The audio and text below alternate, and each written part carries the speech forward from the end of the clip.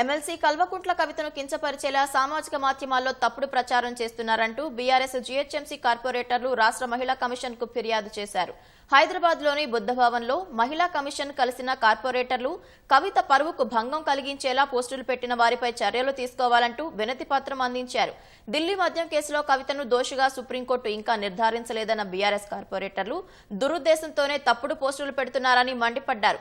ఇటీవల యథాలాపంగా కేటీఆర్ చేసిన వ్యాఖ్యలపై మహిళా కమిషన్ సుమోటోగా తీసుకున్నట్లే ఈ అంశంలోనూ స్పందించాలని విజ్ఞప్తి చేశారు. ద్వారా మేము సీఎం రేవంత్ రెడ్డి గారికి కూడా రిక్వెస్ట్ చేస్తున్నాం, మహిళల పట్ల కొంచెం గౌరవాన్ని, మా హక్కులని, మా గౌరవాన్ని కాపాడాలని చెప్పి మీరు మాడితేనే మీ కింద ఉన్న నాయకులు మాడతారు. మాలాంటి మహిళల మీద ఇట్లాంటి పిచ్చి పిచ్చి మాటలు మాట్లాడరు. అట్లనే వారి వైఖరి కూడా చేంజ్ చేసుకోవాలి. ఆ కవితక్క గారి మీద ఇట్లా మాట్లాడడం మేము తీవ్రంగా వ్యతిరేకిస్తూ ఇటువంటివి చర్యలు పునరావృతం కాకుండా చూడాలని చెప్పేసి మహిళా కమిషనర్కి మేము రిక్వెస్ట్ చేస్తున్నాం. 166 డేస్ ఒక మహిళ జైల్లో ఉండి బయటకు వచ్చింది. వాళ్ళ పిల్లలు కానివ్వండి, ఫ్యామిలీ కానీ ఎంత సఫర్ అయ్యి ఉంటారో అవన్నీ కూడా ఆలోచించకుండా, ఒక విమెన్ అని కూడా చూడకుండా పిచ్చి పిచ్చిగా పోస్టులు పెట్టడమే కాకుండా చాలా డీగ్రేడింగ్గా మాట్లాడడం జరుగుతుంది.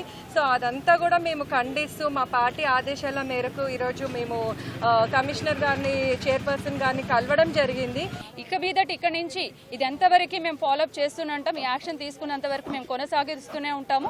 ఇందుకు ఈ యాక్షన్ ఒకవేళ తీసుకోకపోతే కూడా మా తోటి మహిళలు యావత్ తెలంగాణ రాష్ట్రం అంతా కూడా ముందుకొచ్చి ఇక్కడ ధర్నా చేయడం కూడా జరుగుతుందనేసి ఈ సందర్భంలో నేను తెలియజేసుకుంటున్నాను.